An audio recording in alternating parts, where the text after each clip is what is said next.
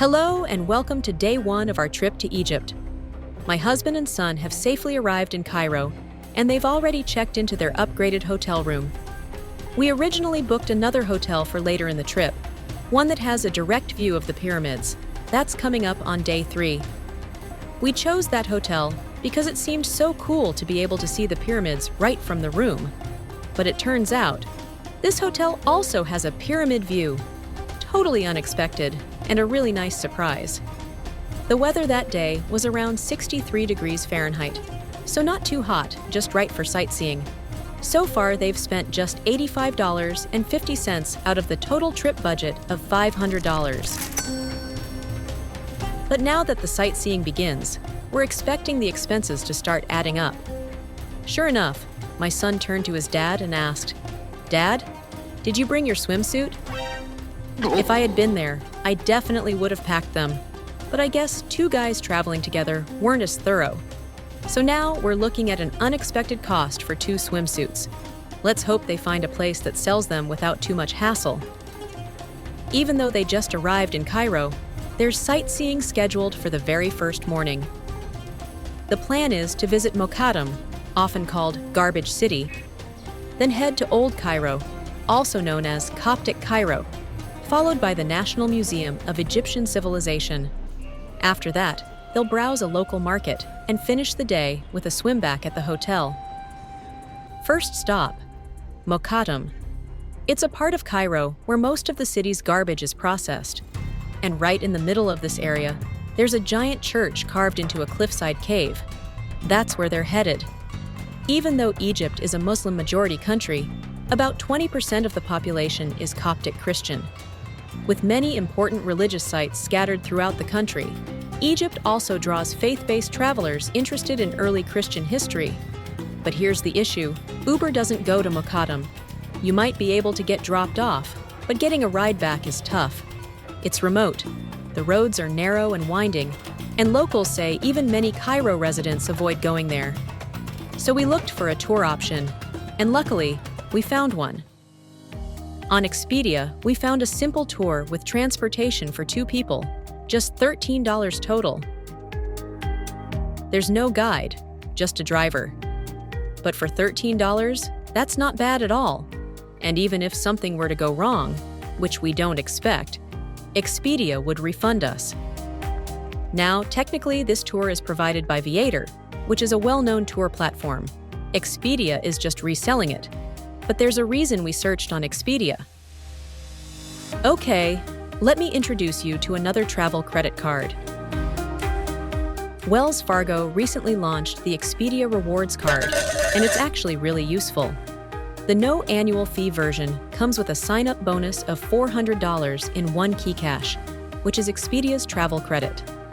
There's also a $99 annual fee version that sometimes gives up to $600 in one key cash. My husband and I both signed up for these cards, collected the bonuses, and made a few small purchases. Together, we ended up with about $900 in Expedia credit. And the great thing about one key cash?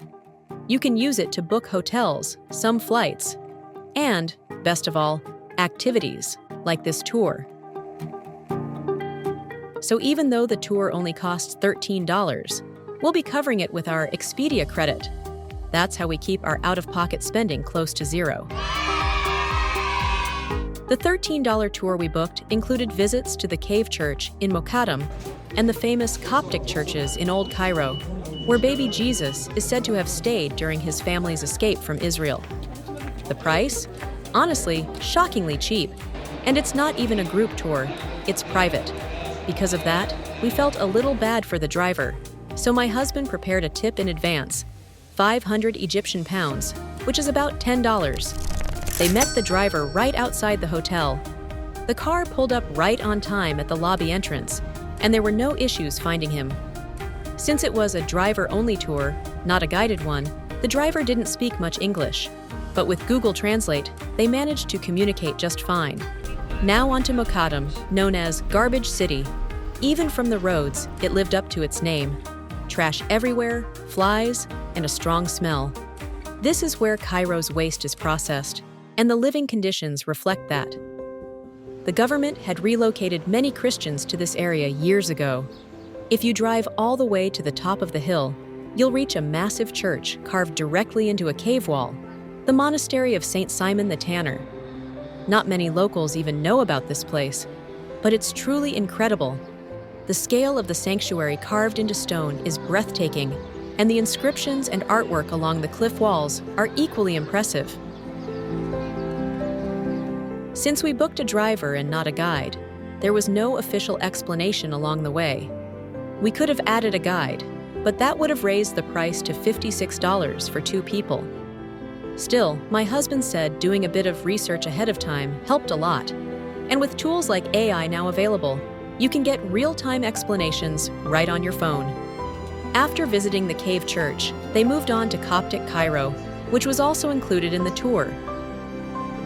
The most famous site here is the Church of Saints Sergius and Bacchus, also known as Abu Serga, believed to be built where the Holy Family stayed during their time in Egypt. They happened to visit during Good Friday week, and Mass was underway.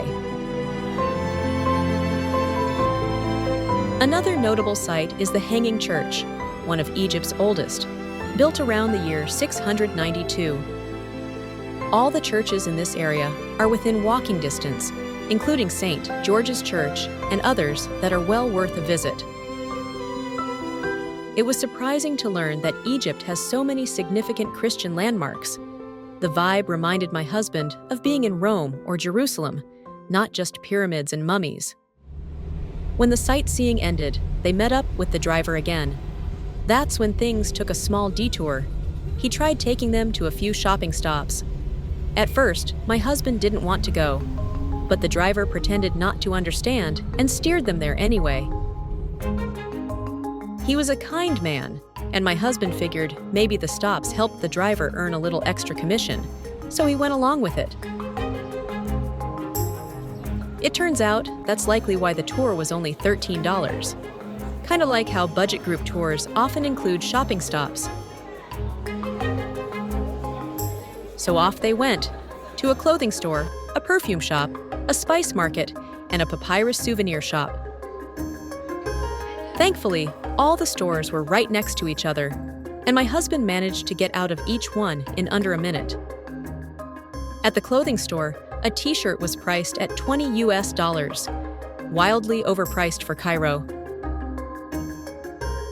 He said it felt too early in the trip to start shopping, so he politely made excuses and moved on. At the perfume and spice shops, he told them he'd come back later, with me. Next stop, the National Museum of Egyptian Civilization. Technically, the driver was supposed to drop them back at the hotel, but since the museum was on the way, they just got off there instead. The museum only opened in 2021, so it's fairly modern. It covers the full arc of Egyptian civilization, but the real highlight is the Royal Mummies Hall in the basement. Inside are actual mummies of legendary pharaohs, Hatshepsut, Thutmose III, Ramesses II, and others. The entry fee was 850 Egyptian pounds, about $17, for one adult and one child. Our son is in 7th grade, and student tickets are half price. Technically, they can ask for an international student ID, but apparently, if you look young enough, they just give you the discount. My husband said it was absolutely worth seeing. These mummies are over 3,000 years old, yet you can still see facial features and even some hairstyles. He's always been fascinated by Queen Hatshepsut, one of the most powerful women in Egyptian history, so seeing her in person was unforgettable. Some even believe she might be the pharaoh's daughter, who raised Moses in the biblical story. Imagine that. After the museum, they decided to visit Khan el-Khalili, Cairo's famous market, both for sightseeing and to try and find swimsuits. They took an Uber, just $2. At the market entrance, they grabbed lunch. They ordered kofta, a Middle Eastern-style meat skewer that's kind of like spiced meatballs, and half a roast chicken with rice. Tasty and satisfying. The restaurant was clearly for tourists, with prices to match. The bill came to about $15 for two, including drinks. A bit steep by local standards. But hey, it's day one. Sadly, no swimsuits at the market. But they did find matching Egypt-themed t-shirts for our family of 3 and sent me a photo. In Egypt, sellers always start with inflated prices. You have to name your price, and if they don't agree, just walk away. They started at £600 per shirt, but in the end, they got 3 shirts for £600 total. Could have bargained more, but it was fair enough. For the ride back, they took a local taxi for £100, about $2. The driver agreed to the price up front, but then asked for more at the end. My husband said, "No more cash," and paid the original amount. No hard feelings.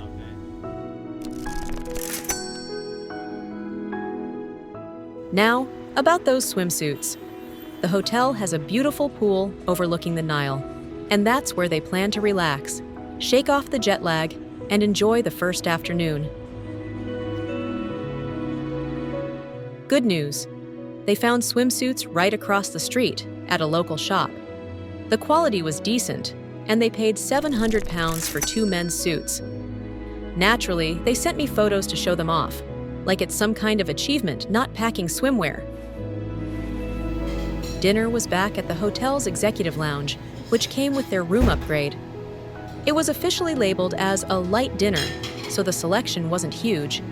But considering it was free, it was more than enough.